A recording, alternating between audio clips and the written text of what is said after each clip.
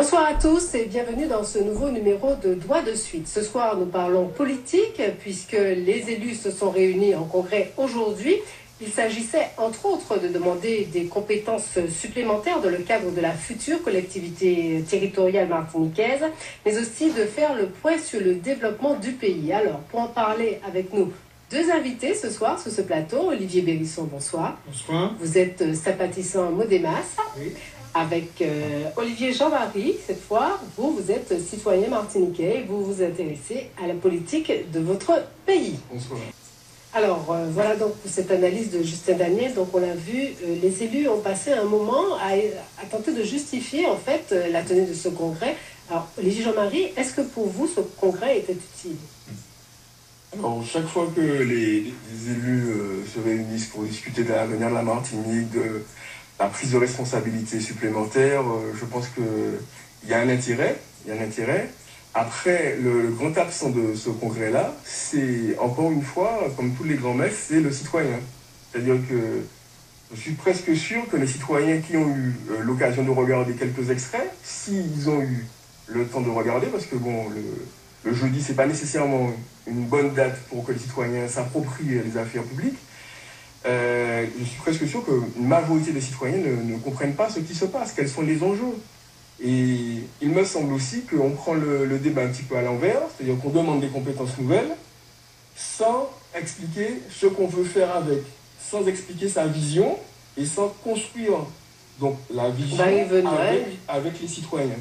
Le projet, en fait. Voilà, exactement. Donc, en termes de communication politique, je pense que c'est quand même assez contre-productif. Voilà, donc c'était la question, Olivier Bérisson. Est-ce que c'est une simple opération de communication, ce congrès?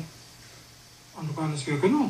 On espère que des élus qui se réunissent sont là justement pour essayer de déterminer l'avenir de la Martinique. Nous sommes dans une situation quand même dramatique. Hein. Il y a 50 000 chômeurs.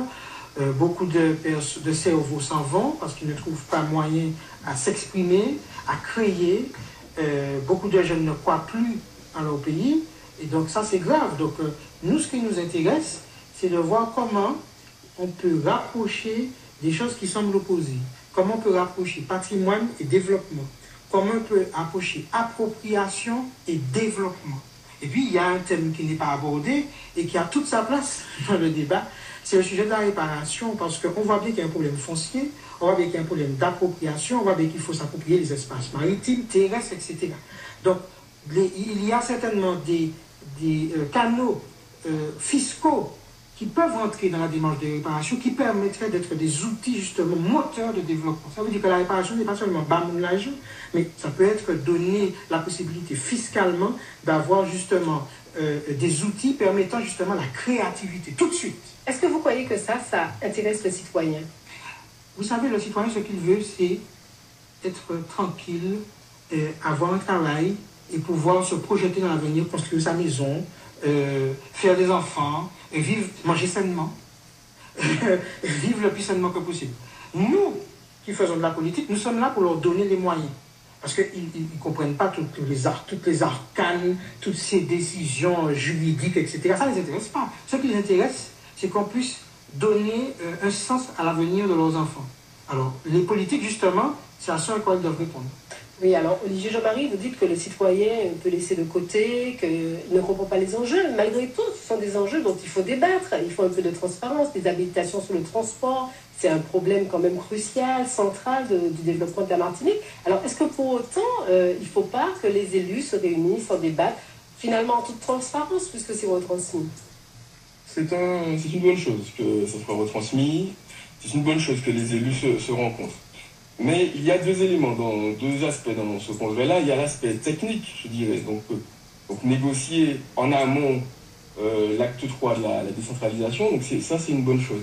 Mais il y a aussi un aspect tactique politique qui n'aura échappé à personne, où globalement la majorité actuelle à la région et au département essaie de se compter avant des échéances municipales et territoriales.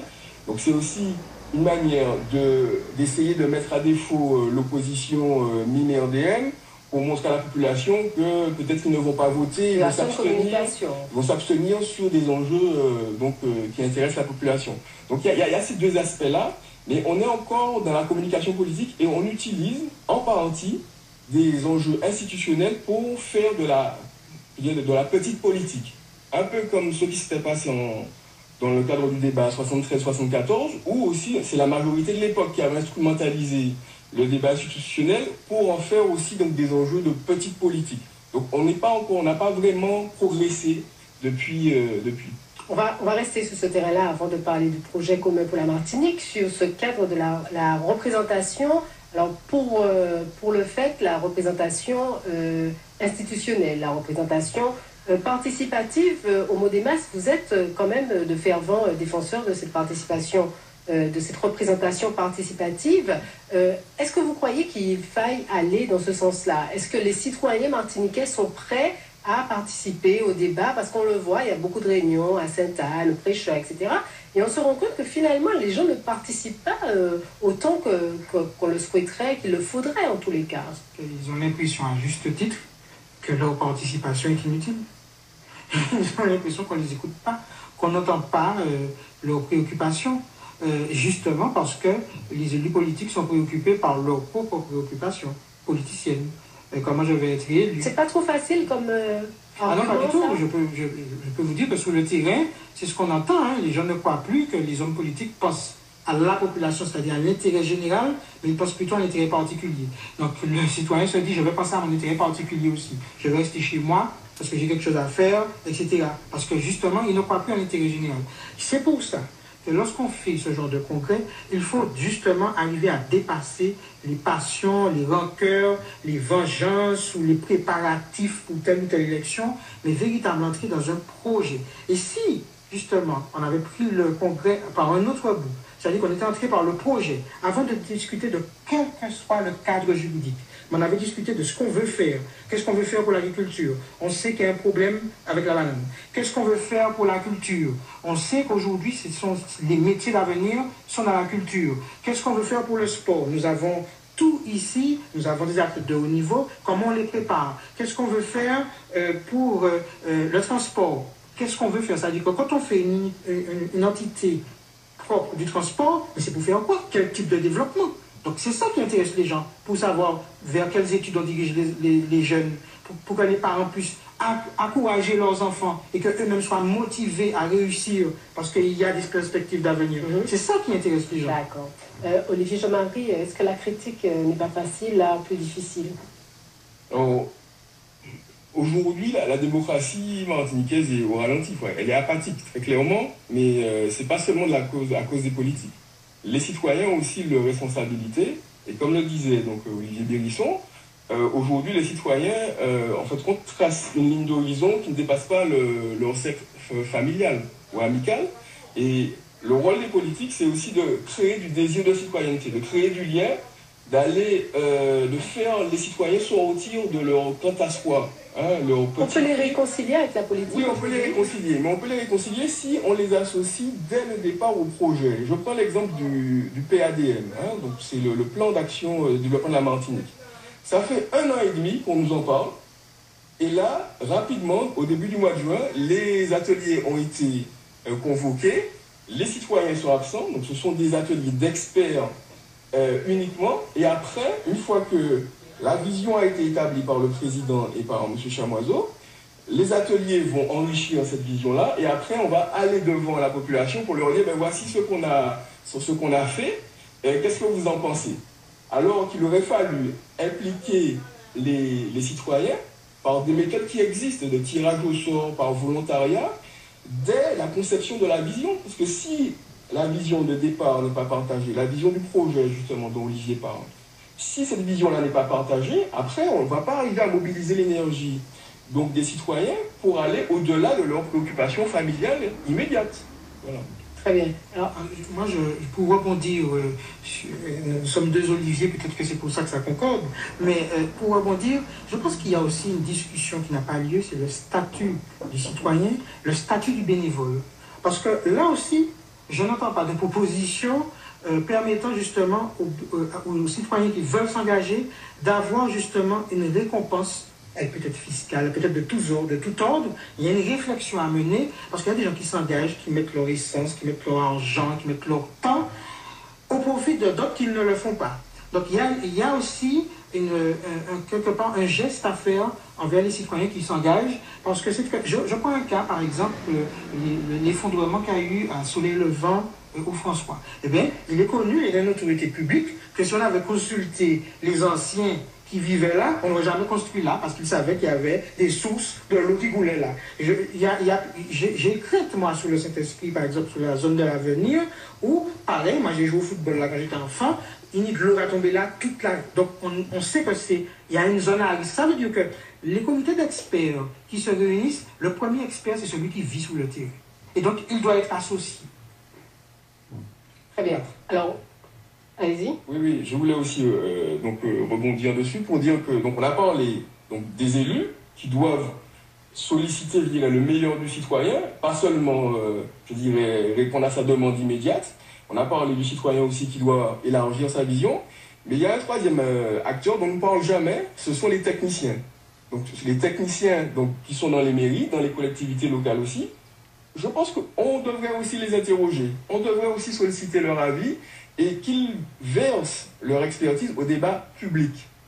Mais un congrès comme celui qui s'est tenu aujourd'hui, il y a des questions fondamentales pour l'avenir de la Martinique. Alors, je parlais tout à l'heure du transport, parce que c'est quand même un point essentiel de notre développement.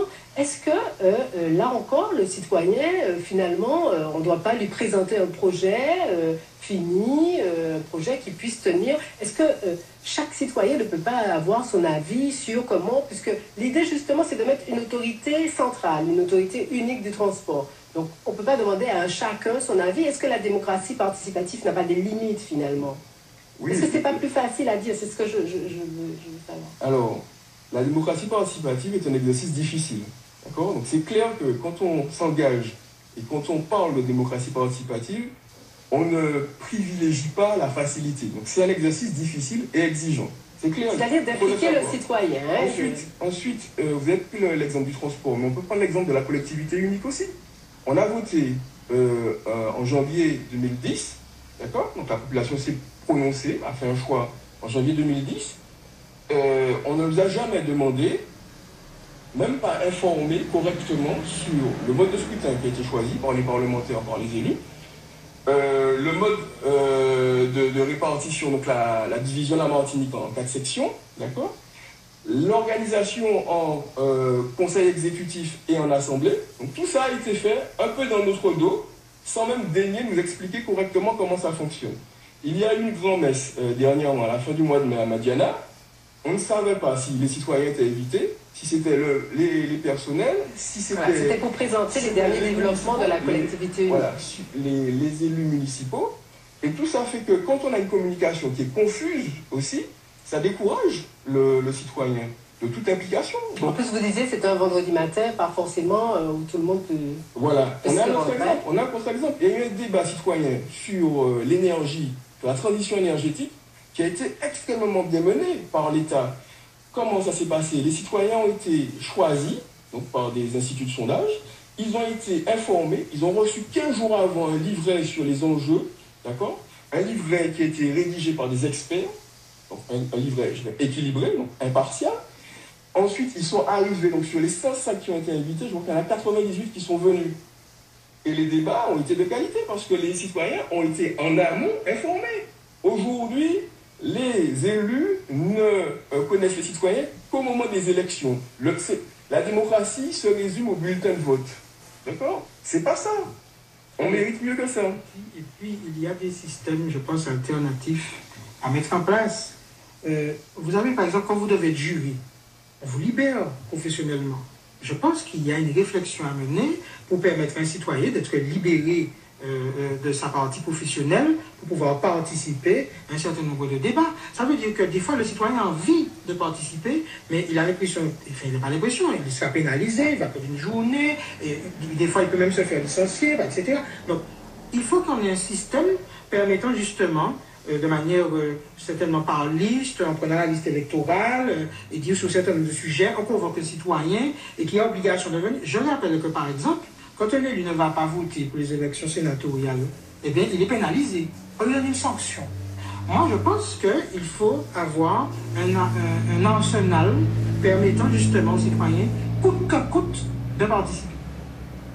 Très bien. Alors, on va s'arrêter là pour la démocratie participative, mais enfin, le sujet suivant, est, parce qu'il nous reste 10 minutes d'émission, s'en rapproche un peu. Hein. Donc, une des discussions de ce matin au Congrès a été sur la notion de développement durable. Alors, Justin Daniel, le politologue, disait que finalement, tous essaient de s'approprier cette notion de développement durable, de dire, moi, j'ai fait mon projet, il y avait l'agenda 21, il y avait le projet de la région à l'époque. Donc, est-ce que en matière de projet commun, justement, on n'est pas en panne là encore? Parce que chacun fait son petit projet dans son coin. Olivier Jean-Marie. On est nécessairement en panne. Les discussions sont nécessairement, à un moment, deviennent nécessairement stériles, puisque, en fait, on est plus dans une logique d'avoir la posture, je dirais, électorale payante, plutôt que dans une logique de construire du bien commun. Parce qu'on pose mal les problèmes. Donc, on veut des nouvelles compétences, mais pour quelle finalité? Pour faire quoi? Est-ce qu'on a expliqué ça à la population? Et comment on est arrivé à ces conclusions-là? Ça sert quel projet? Et ça, on ne le sait pas. Donc, on en revient encore à l'intérêt d'accorder de l'importance à communiquer avec les citoyens. La difficulté qu'on a aussi, c'est que du côté des élus, ils n'ont pas le temps de communiquer avec les citoyens. Pourquoi? Parce que tous les gens qui étaient assis là, en majorité, étaient des cumulards. Ils sont soit donc maire, conseiller général, maire, conseiller régional, ils sont soit députés maires ou autres. Donc si vous voulez, le cumul des mandats aussi, c'est un poison pour notre démocratie et qui rend moins disponible l'élu pour pouvoir expliquer, associer le citoyen à la décision. Alors, il est quand même indéniable qu'il y a des pionniers. On ne peut pas le nier. En Martinique, on peut pas passer sous silence les actions de la Sopamar ou même du Modemas qui ont été à contre-courant électoral. Donc, ils n'ont pas toujours fait de l'électoralisme. On ne peut pas le nier. Par contre, il est évident qu'à l'heure actuelle, ce qui intéresse le citoyen, c'est comment ce développement durable se rime avec activité économique. Donc, ça, c'est important de poser les bases d'un véritable projet. Moi, je pense qu'il y a matière aujourd'hui à fondamentalement poser les bases au niveau des scandales qu'on a au niveau sanitaire, au niveau de l'agroalimentaire. Donc, il y a de quoi dire aux citoyens que nous avons la capacité en Martinique de manger sainement, de vivre sainement, d'avoir une eau saine. Et donc, aujourd'hui, est-ce qu'il est d'accord pour qu'on aille vers cette direction et ça crée des emplois? Parce que pour faire en sorte que l'eau soit saine, eh bien, il faut qu'il y ait des agents, il faut qu'il y ait des contrôles, etc. Pour qu'on mange bio, il y a des festivals du bio à faire. Moi, je vois par exemple sur Sainte-Anne, où je travaillais ce matin, eh bien, je suis quand même assez choqué de voir que les habitants n'ont pas pris à bras le corps, justement, d'animer justement la commune autour justement de cette biodiversité. C'est quand même extraordinaire. Nous avons une richesse en Martinique. Nous sommes parmi les 40 meilleurs biotopes du monde. Quand même, je vois des biotopes désertiques qui arrivent à exporter des avocats vers la Martinique. Donc ça me semble quand même assez ahurissant de voir qu'on n'arrive pas à exploiter notre pays. Et puis culturellement, parce que le développement durable, c'est l'humain. C'est pour l'humain.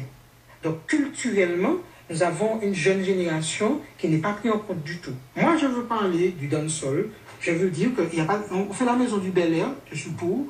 Il faut peut-être la maison du Zouk, il faut peut-être la maison du dancehall. Aujourd'hui, par exemple, en termes de développement durable, pour ne pas qu'il y ait autant d'accidents sur la route, il faut peut-être une piste, à un moment donné, où les jeunes puissent s'exercer. Parce qu'il ne faut pas être hypocrite. Donc nous, j'espère, jeune génération, on veut mettre les pieds dans le plat, sans hypocrisie et surtout garder notre liberté de parole. Est-ce que la jeune génération pourra faire mieux? Je pense que la jeune génération est quand même très influencée par la logique Internet, qui est une logique de partage, qui est une logique, je dirais, qui est à l'inverse de la logique pyramidale actuelle. Donc c'est une logique vraiment où tout le monde est au même niveau, où on partage, on met en commun, où on coproduit en commun, on codécide ensemble. Et je pense que ça, il y a une voie vraiment optimiste de ce côté-là.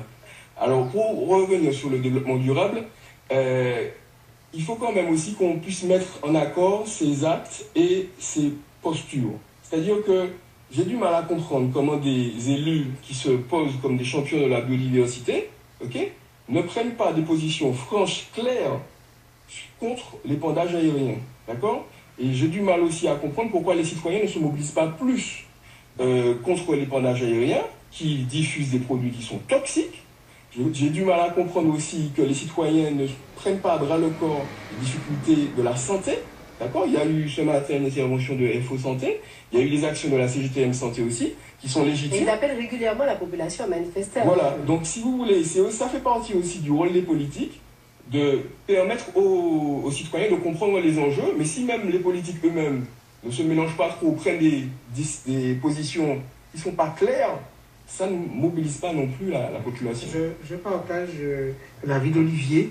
Moi, je suis favorable à ce qu'aujourd'hui, on soit intransigeant sur un certain nombre de problèmes qui, depuis 60 ans, nous abîment notre population. Notamment l'épandage aérien. Il y a quand même certains élus qui ont pris des postures quand même claires, mais je suis d'accord, c'est pas certain. Là, c'est un problème de santé publique martiniquais. Tous les élus, et je vais aller plus loin, si tous les élus s'étaient postés devant la préfecture, ou je ne sais pas, devant un avion qui décolle ou un hélicoptère, avec ceux qu'ils aiment beaucoup, leur ceinturon, eh bien, c'est épandage pas qu'à fait. Donc, il y a quand même, le citoyen comprend que derrière ça, est-ce que, qui m'a dit, pour Tita, qui a dit, ok, on donne 6 mois de supplémentaire. Dans la rue, c'est le pays. On a le droit de se poser des questions. Parce qu'on ne peut pas, face à un problème donc comme le ça... message des élus, finalement, n'est pas très clair. C'est-à-dire que des fois, il y a un tel écart entre la diction et puis l'acte. Or, moi, je suis pour une réconciliation. L'acte doit être un deal et un deal doit être un acte. Très bien. Le mot de la fin, Olivier Jean-Marie? Ben, écoutez, moi j'espère que toutes les échéances, là, nous sommes à un tournant de l'histoire politique de la Martinique. J'espère que les politiques vont enfin impliquer beaucoup plus tôt les citoyens dans la construction de la vision et dans la construction de la décision.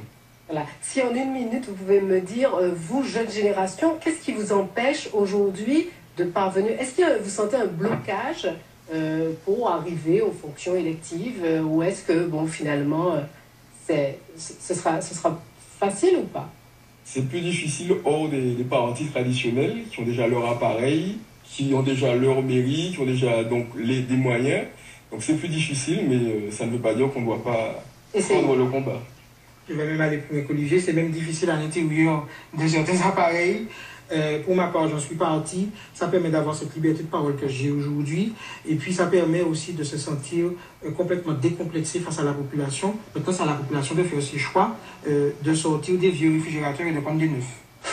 Voilà, mais ce sera le mot de la fin. Merci beaucoup d'avoir partagé vos analyses sur la politique et la vie martiniquaise. Merci à vous de nous avoir suivis. Je souhaite de passer une très bonne soirée en compagnie des programmes de Martinique Première. Bonsoir à tous.